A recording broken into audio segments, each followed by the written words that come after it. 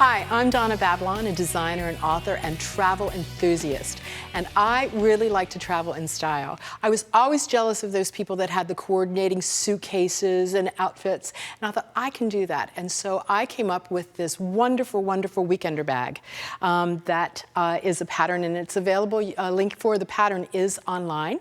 And so you can go download the pattern. But I want to show you, I can't show you how to make this whole entire weekend bag in one segment. So I'm going to show you how to personalize it. I'm all about making it personal. But doesn't this make a great ensemble? I showed you in a previous segment how to do this neck pillow and a lingerie bag, and it just looks all together, really coordinated. So when I go to the airport, I'll really make an impression. Now, I love to applique, and I love monograms. You know, I think it was Reese Witherspoon who said, you know, if it moves, applique it. I am not Southern, but I'm Southern at heart because I love to monogram, and I want to show you how simple it is.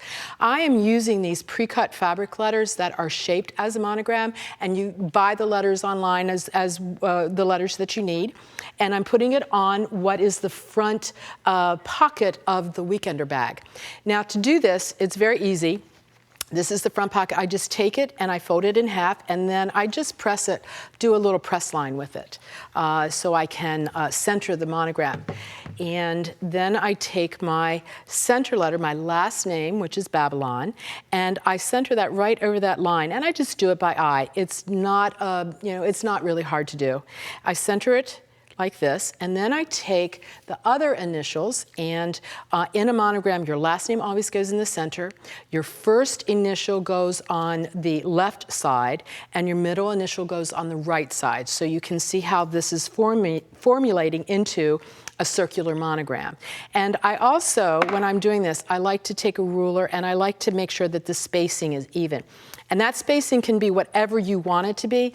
A half of an inch, 3/8 of an inch is a good spacing to go with. And so I make sure that it's all lined up and totally vertical. And then when it's in place, then I fuse it in place. And so I'm just going to take these two initials away, and we're just going to work with this one right now. And I'm just going to fuse it for 3 to 5 seconds, and that's all that is needed to do because the letters already come with a fusible on the back. So it makes it really, really simple for your project making. Okay, now let's talk about a little bit before we go to the machine about what you need when you're appliquing. I use a thread that's used for an embroidery. It's a lighter weight and it looks very neat. I also use what is known as an open toed foot, and this is so I can see the stitches and see what I'm doing with it. The other thing I like to use is a Microtex needle, and it's a sharper needle, and so it doesn't make a lot of holes, and we're going to be making holes in this as we're going. You're not going to see them, but obviously when a needle goes into fabric, it separates the fibers to make a little hole. So let's go to the sewing machine right now. Now I am using a blanket stitch that I've already set, and a blanket stitch, it's pretty standard on your machines, and what it does, it goes forward, some of them goes backwards before it goes into your fabric. So you need to get the rhythm of your stitching. So forward, forward, over, back, or just forward, over, back, whatever yours is. So you need to get into that rhythm. The other thing that you want to think about when you're doing it is any changes you make, like if you have to go around a curve, anytime you need to move your piece that you're appliquing, always do it when your needle is outside of your applique piece, which means to the right side of the edge. And so your presser foot comes up and you just turn it a little bit, and that's how you get really smooth edges. Now, the other thing is, if you have a machine that you're lucky enough to have that has where your needle stays down and your presser foot comes up, that's a really nice feature, so I'm going to activate that. My stitch width is on 2.5, which is how wide the bite is, and my stitch length is 2.0, which is how far it goes forward. You might like it a little bit different. That's why there's chocolate vanilla ice cream, so we can make all these design choices ourselves. Okay, I like to start when I applique on the straightest edge possible, and these letters are perfect for that. And so I always start with the needle down, and I know it's going to go forward first, so I know where it's going to go. And you, like I said, you have to get into the rhythm of it. So the first couple of times you do this, it's going to be a little nerve-wracking, but you'll get it, and then you're just going to have smooth sailing. Okay, so we're going to go. It's locking off right now. It's starting. So it's forward, over, back, forward. This one goes back, forward again, and then over. And that, every time it comes over, is what is holding the two pieces of fabric together. The fusible is already there, but that's just a temporary hold. And you just go all the way around, and you want to keep your needle right against that edge of the fabric. And the first couple of times, 10 seconds, it's not going to be there when you first start it, but your eye trains really quickly to that. So that's one of your goals. And so you just keep going all the way around, and that's all there is to it, to appliquing your letter. I finished sewing this side, so now I want to show you how easy it is to do a corner. So I'm going to stitch right on up, and this is why you have to really know where you are with your stitches, but you want to stop with your needle right on that point of the corner on the outside of your applique, and I'm getting really close. And the next one should do it like now. Okay, I'm right at that point. I want to turn, and my presser foot came up automatically, and I want to turn it to the right. And it's a little bit of a curve here, so I'm not going to put it totally at a 90-degree angle, and I'm going to go forward. Whoops, it went back, and then over, forward, back, over, and then I'm going around a curve. But I can do this really easily without raising that presser foot, because I'm just gently pushing it along. And that's all there is to stitching on an applique. All right.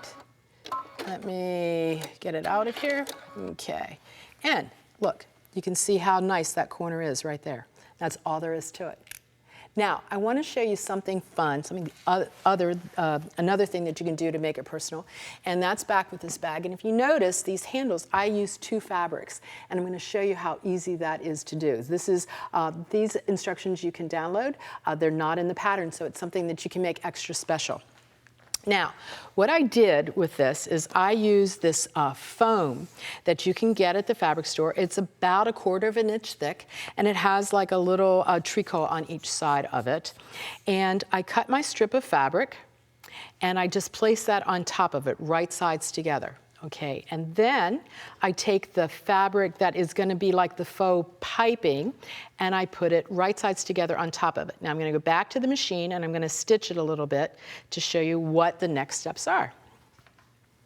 Okay, let's take this out, and let's go back to a regular stitch. Okay, okay, and we're stitching through all layers, and put the needle down, press your foot down, and I'm just going to stitch just a couple of inches because I'm going to show you how then you do the other side. It's really, really easy to do. So I'm just stitching along. I'm stopping. Okay, so I would stitch all the way down the length of the handle. Now to do the other side, we're not turning it yet, you take this and you bring it over to this side, and you create that little tunnel right there. And then we stitch that as well. And I would be coming from the other side because I would have gone down the whole edge. So I'm just going to fake it here a little bit and go over here and put it back down. And like I'm coming up the whole side. You can use your imagination a little bit. And it's really easy. Even though that foam looks rather intimidating and thick, it's really, really easy to do. So this is what it looks like. It has that little tunnel. And now let's go back to the table because I'm going to turn it right side out, and this is where the magic happens.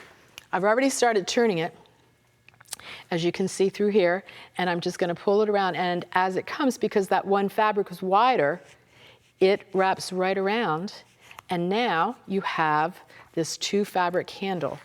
And so you can press it down, and then you can also come back, and I would use a walking foot. Or you don't have to, to stitch this, but I do like to then stitch in the ditch right here, and it just makes it a really dimensional, really, really nice handle. It's a really nice, fun, professional look. And I always say that if we're going to make something, let's make it better than what you can buy.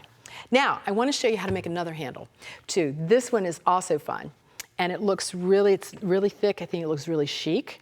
And so basically, all you need to do is cut your fabric, and you're going to place it right sides together and form a tube, okay? And I've already done this, and I stitched 1/4 inch down.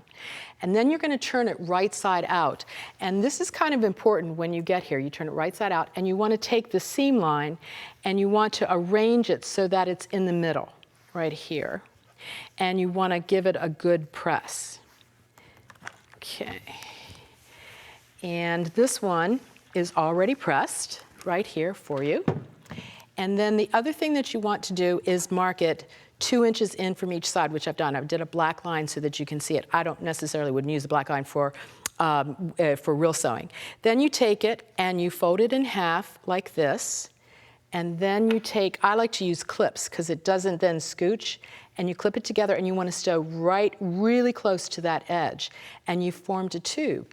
And then the magic filling is this water hose that you get at the home center, and you take it and then you just insert it right into that tubing that you made, and then this is what it looks like finished. You want to cut off the excess tubing right here at the point, and then you take this, insert it in your seam, and you have a great custom handle on a dynamite weekender bag.